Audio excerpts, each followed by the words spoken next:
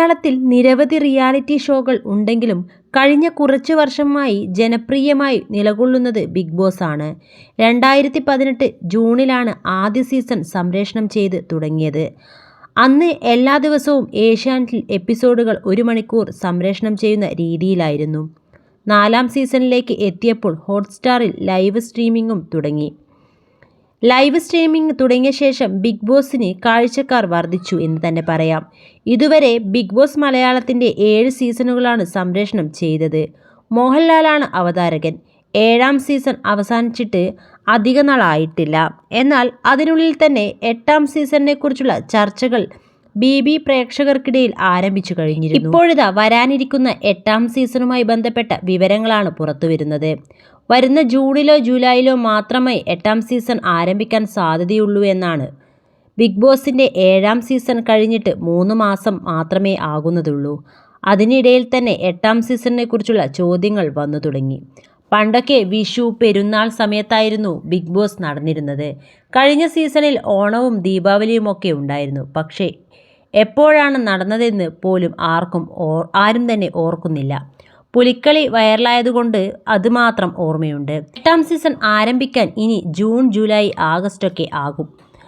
പങ്കെടുക്കാനുള്ള സെലിബ്രിറ്റീസിനെയൊക്കെ big boss team വിളിച്ചു തുടങ്ങിക്കാണും. കഴിഞ്ഞ സീസൺ വരാത്തവരെയും സീസൺ 1 മുതൽ അവർ അപ്രോച്ച് ചെയ്യുന്ന സെലിബ്രിറ്റികളുമെല്ലാം വിളിച്ചു തുടങ്ങും.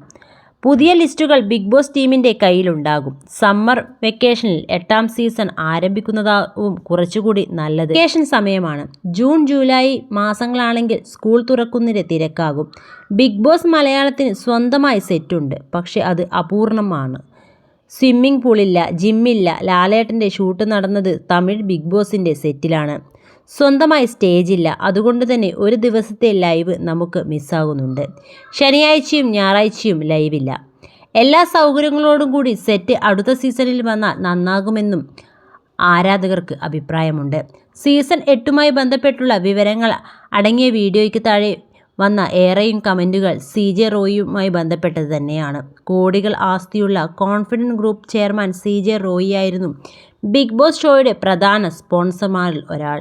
പല സീസണുകളിലും വിജയിച്ച മത്സരാർത്ഥികൾക്ക് ക്യാഷ് പ്രൈസ് സ്പോൺസർ ചെയ്തത് കോൺഫിഡൻറ്റ് ഗ്രൂപ്പ് ആയിരുന്നു. മെയിൻ സ്പോൺസർ മരിച്ചു. ഇനി ബിഗ് ബോസ് മലയാളം ഉണ്ടാകുമോ എന്നായിരുന്നു ഏറെ ചോദ്യങ്ങൾ.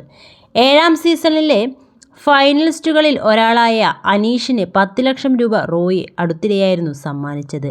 അന്നത് വലിയ വാർത്തയാവുകയും ചെയ്തിരുന്നു. അതേസമയം PR കളികളിൽ വിജയിയെ തീരുമാനിക്കുന്നതിൽ പ്രധാന പങ്കുവഹിക്കുന്നതിനാൽ ഷോയിലുള്ള വിശ്വസ്തതയും നഷ്ടപ്പെട്ട് കാണും.